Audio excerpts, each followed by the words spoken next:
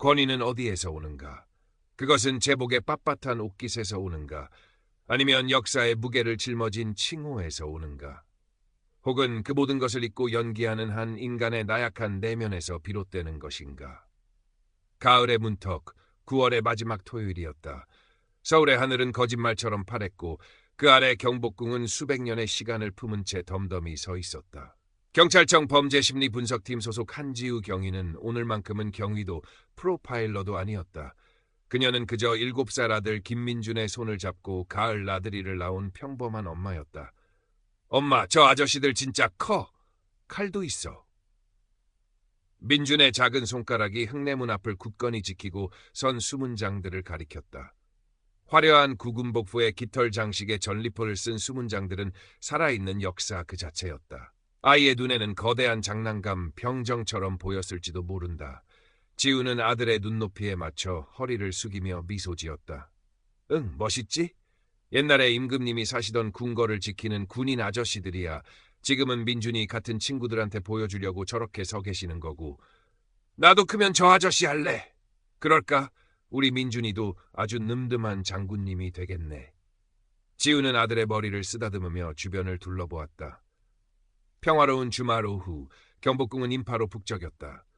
각국의 언어가 섞여 소음이 되었고 저마다의 추억을 담는 카메라 셔터 소리가 배경음악처럼 깔렸다.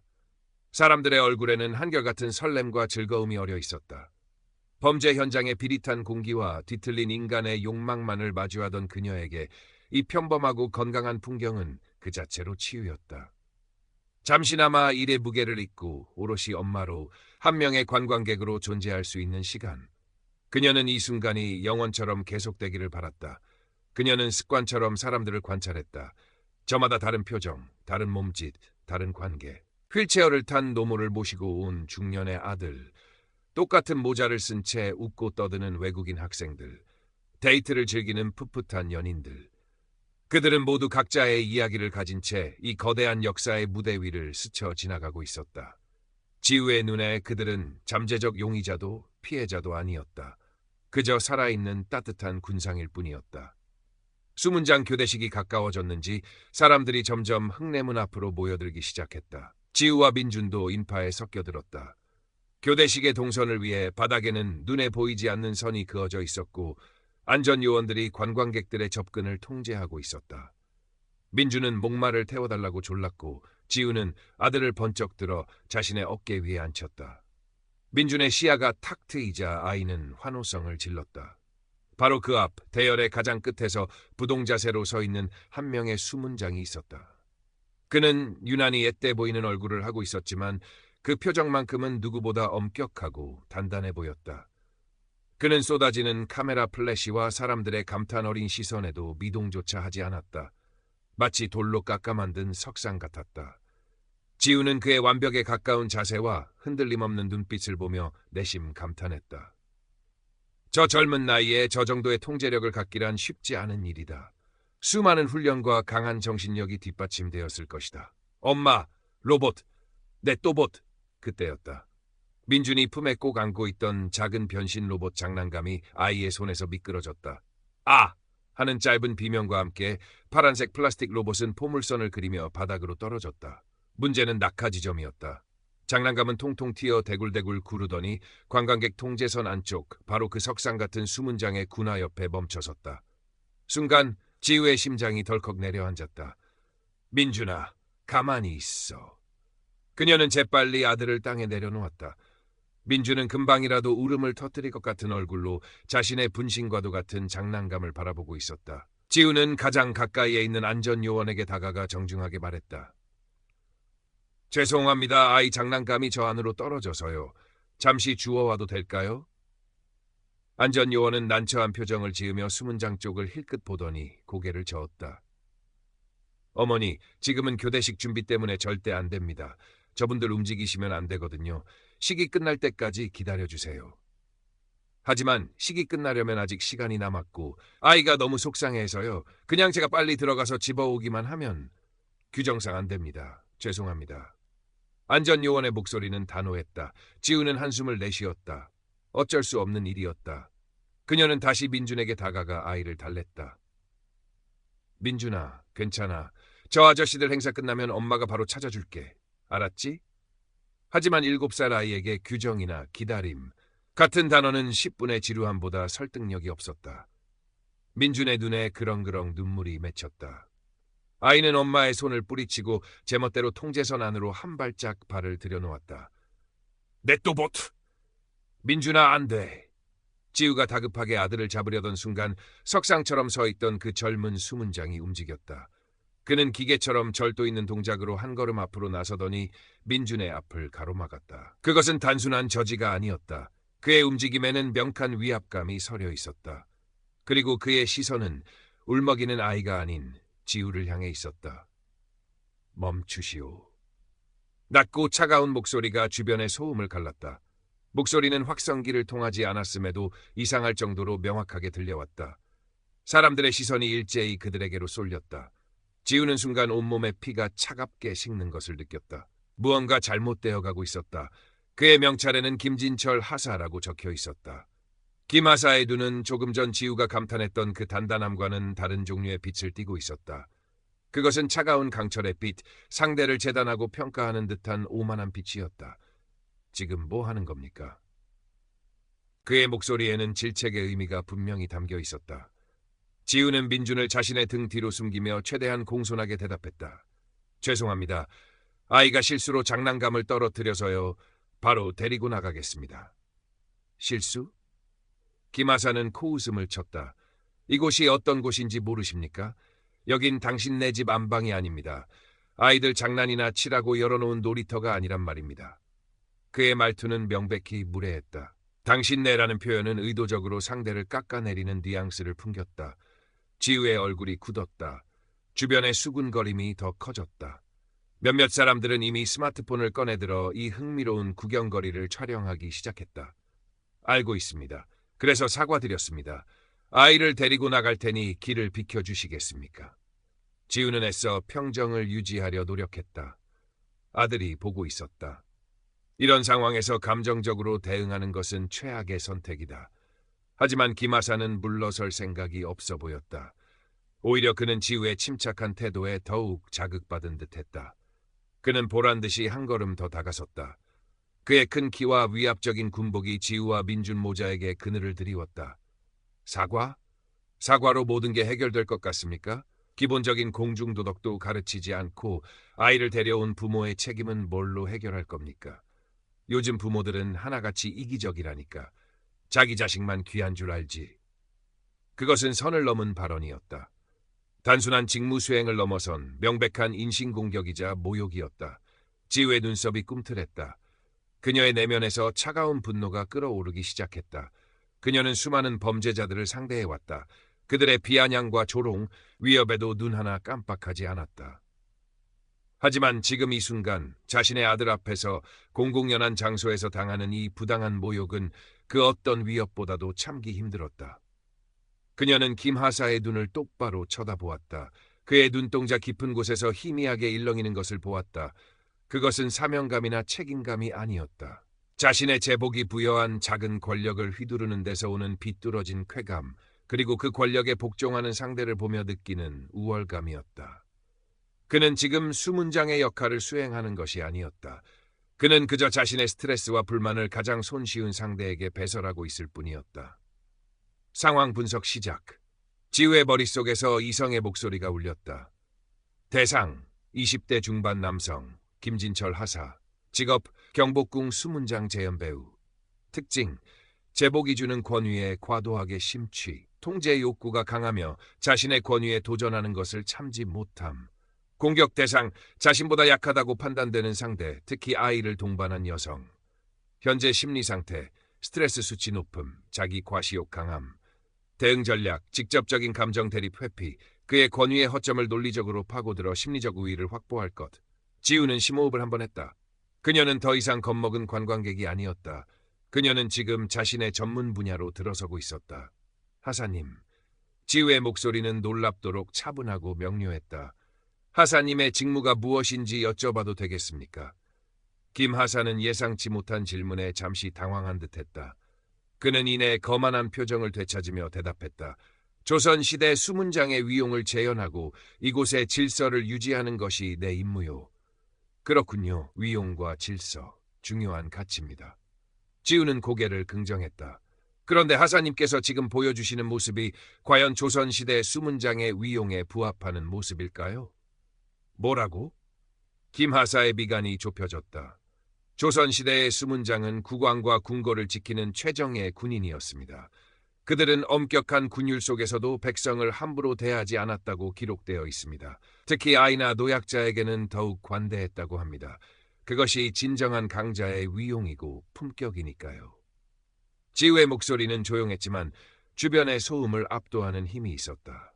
그런데 하사님께서는 지금 작은 장난감 하나를 빌미로 7살 아이와 그 어머니를 공개적인 장소에서 모욕하고 있습니다. 이것이 하사님께서 말씀하시는 위용입니까? 아니면 그저 제복 뒤에 숨은 개인의 화풀이입니까?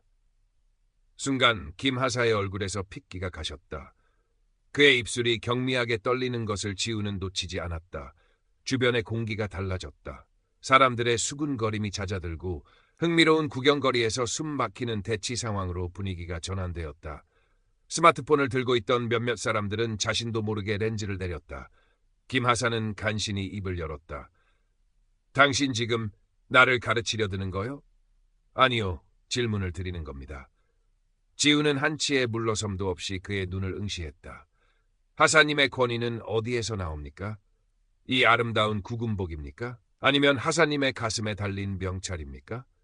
만약 하사님께서 이 제복을 벗고 평범한 20대 청년의 모습으로 제게 똑같은 말을 했다면 제가 그리고 여기 있는 다른 사람들이 하사님의 말을 경청했을까요? 그녀는 말을 이었다. 그녀의 목소리는 이제 칼날처럼 날카로워져 있었다. 당신은 지금 당신의 권위를 증명하기 위해 아이를 이용하고 있습니다. 당신의 발밑에 떨어진 저 작은 플라스틱 조각이 당신이 그토록 지키고 싶어하는 질서와 위용보다 더 중요합니까? 당신이 진정으로 두려워하는 것은 규칙을 어긴 관광객이 아니라 당신의 이런 미숙한 모습을 지켜보고 있을지도 모르는 당신의 상사 아닙니까? 지우의 마지막 말은 결정타였다. 김하사는 무심코 자신의 등 뒤, 즉 흙내문 쪽을 힐끗 돌아보았다. 그것은 찰나의 순간이었지만 지우의 분석이 정확했음을 증명하는 무의식적인 행동이었다. 그의 동공이 불안하게 흔들렸다. 완벽하게 구축했던 그의 심리적 방어벽에 균열이 가기 시작했다. 그는 다시 지우에게 시선을 고정했지만 아까와 같은 오만함은 사라져 있었다.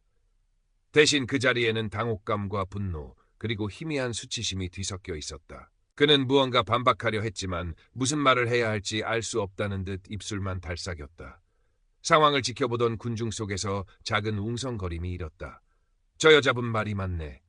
근무자가 좀 심하긴 했어. 아무리 그래도 애 앞에서 저렇게까지 할 건 없지. 여론이 조금씩 지우에게로 기울고 있었다. 바로 그때였다. 김하사의 뒤쪽에서 또 다른 인형이 나타났다. 그 역시 같은 복장을 하고 있었지만 어깨에 달린 수레 색깔이나 가슴의 흉배 모양이 김하사와는 달라 보였다. 더 높은 직급의 인물임이 분명했다. 그의 명찰에는 박성준 참령이라고 적혀 있었다. 나이는 40대 중반쯤으로 보였고 그의 얼굴에는 온화하지만 단호한 표정이 서려 있었다. 무슨 소란인가? 박참령의 중후한 목소리가 울렸다. 그는 상황을 대강 파악했다는 듯 굳은 표정으로 김하사와 지우를 번갈아 쳐다보았다. 김하사는 구원자라도 만난 듯 다급하게 보고했다. 참령님, 이 여성분이 아이를 통제하지 못하고 금지구역 안으로 장난감을 떨어뜨렸습니다. 규정 위반에 대해 주의를 주던 중이었습니다. 하지만 박참령의 시선은 김하사에게서 떠나지 않았다. 그의 눈은 보고 잘 받았다고 말하고 있지 않았다. 오히려 자네의 보고는 들었으니 이제 진실을 들어보겠다는 듯한 무언의 압력을 담고 있었다. 박참령은 지우에게로 시선을 돌렸다. 그의 시선은 김하사의 것과는 달랐다. 상대를 평가하거나 재단하지 않고 있는 그대로의 사실을 파악하려는 듯한 객관적인 시선이었다. 그는 지우와 그녀의 등 뒤에 숨어 빼꼼히 고개를 내민 민준을 보고는 부드럽게 물었다. 부인, 괜찮으십니까? 그리고 아이는 놀라지 않았는지요? 그의 정중한 태도와 자신을 부인이라고 칭하는 존중 어린 말투에 지우는 그동안 억눌러왔던 긴장이 순간 탁 풀리는 것을 느꼈다. 그녀는 고개를 숙여 예를 표하며 대답했다. 괜찮습니다. 염려해 주셔서 감사합니다. 자초지종을 들을 수 있겠습니까? 김하사의 보고만으로는 상황 파악이 어렵군요. 박참령은 일부러 모두가 들을 수 있도록 말했다.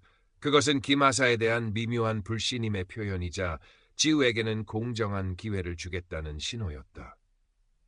지우는 자신이 방금 김하사를 몰아세웠던 것과는 완전히 다른 차분하고 객관적인 어조로 처음부터 상황을 설명했다. 아이가 실수로 장난감을 떨어뜨린 것, 안전요원에게 먼저 문의했지만 거절당한 것, 그리고 김하사가 다가와 어떤 말을 했는지까지. 그녀는 자신의 감정이나 해석을 배제하고 오직 있었던 사실만을 담담하게 전달했다. 그것은 경찰관으로서 수없이 해왔던 사건 보고와도 같았다. 설명이 진행되는 동안 박참령은 미동도 없이 지우의 말을 경청했다. 반면 김하사의 얼굴은 점점 더 하얗게 질려갔다. 지우의 설명이 끝나자 광장에는 무거운 침묵이 흘렀다. 박참령은 긴 한숨을 내쉬었다. 그는 김하사를 돌아보았다. 그의 목소리는 더 이상 부드럽지 않았다. 얼음장처럼 차갑고 단호했다. 김하사. 예, 참령님. 자네의 임무는 이곳을 찾는 내국인 관광객들에게 우리 궁궐의 위엄과 아름다움을 알리고 그들의 안전하고 즐거운 관람을 돕는 것이네. 관광객을 상대로 개인적인 감정을 배설하고 제복의 권위를 이용해 위협하라고 준 자리가 아니란 말일세. 자네가 한 말과 행동, 여기 있는 수많은 사람들이 듣고 보았네. 이는 수문장 근무규정 제7조 품위유지 의무와 제9조 관람객 응대 수칙을 명백히 위반한 것이야. 또한 아동을 상대로 위압적인 태도를 보인 것은 어떤 변명으로도 용납될 수 없는 처사일세. 박참령의 질책은 한마디 한마디가 비수처럼 날아가 김하사의 가슴에 박혔다. 김하사는 고개를 푹 숙인 채 아무런 말도 하지 못했다. 그가 그토록 내세우던 권위와 위용은 온데간데 없이 사라지고 그저 실수를 저지른 채 상사에게 질책받는 미숙한 청년의 모습만이 남아있었다. 지금 즉시 근무 교대하고 행사 종료 후 내 사무실로 오도록. 정식으로 경위서를 제출하고 징계위원회의 처분을 기다리게. 예, 알겠습니다. 김하사는 모기만한 목소리로 대답하고는 도망치듯 자신의 자리를 떠났다. 그의 뒷모습은 처량하기 짝이 없었다. 박참령은 다시 지우와 민준에게로 몸을 돌렸다. 그의 얼굴에는 진심 어린 미안함이 가득했다. 그는 허리를 깊이 숙였다. 부인, 정말 죄송합니다. 저희 직원의 미숙하고 무례한 행동으로 인해 즐거워야 할 관람을 망치게 된 점, 그리고 아이에게 큰 상처를 준 점에 대해 총괄 책임자로서 진심으로 사과드립니다. 부디 너그러이 용서해 주십시오. 책임자의 진심 어린 사과에 지우의 마음도 눈 녹듯 풀렸다. 그녀는 고개를 저었다. 아닙니다. 이렇게 공정하게 처리해 주셔서 감사합니다. 박참령은 미소를 지으며 직접 몸을 숙여 바닥에 떨어진 또봇 장난감을 주었다. 그는 먼지를 툭툭 털어내고는 민준에게 건넸다. 자, 꼬마 장군님, 로봇 친구가 많이 기다렸겠구나. 민준은 그제야 엄마 등 뒤에서 나와 조심스럽게 장난감을 받아들였다. 그리고 작은 목소리로 감사합니다라고 인사했다. 그 모습에 주변에서는 따뜻한 웃음과 함께 박수 소리가 터져나왔다. 한편의 짧은 연극이 막을 내린 순간이었다. 지우는 민준의 손을 꼭 잡고 인파 속을 빠져나왔다. 교대식은 이미 시작되었지만 더 이상 그것을 보고 싶은 마음이 들지 않았다. 그녀는 그저 이 소란스러운 곳을 벗어나고 싶었다.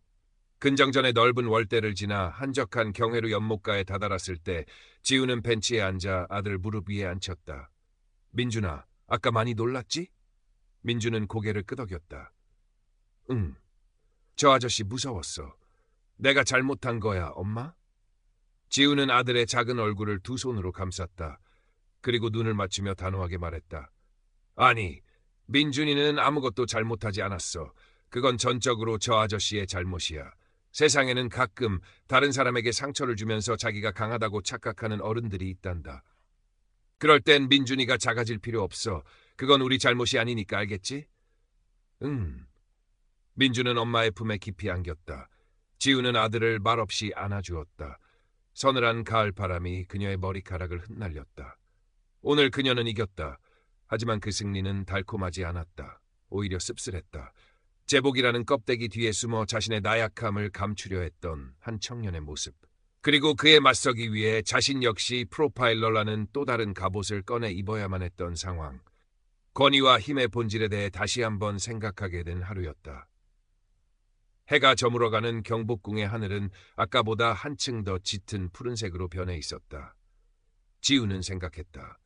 진정한 권위는 상대를 억누르는 힘이 아니라 상대를 이해하고 포용하는 따뜻함에서 나오는 것이라고. 마치 이 거대한 궁궐이 수많은 사람들의 이야기를 수백 년간 묵묵히 품어주고 있듯이 말이다. 그녀는 아들을 더욱 꽉 안았다. 이 아이만큼은 힘의 논리가 아닌 사랑의 논리로 세상을 살아가는 진정으로 강한 어른이 되기를 바라면서.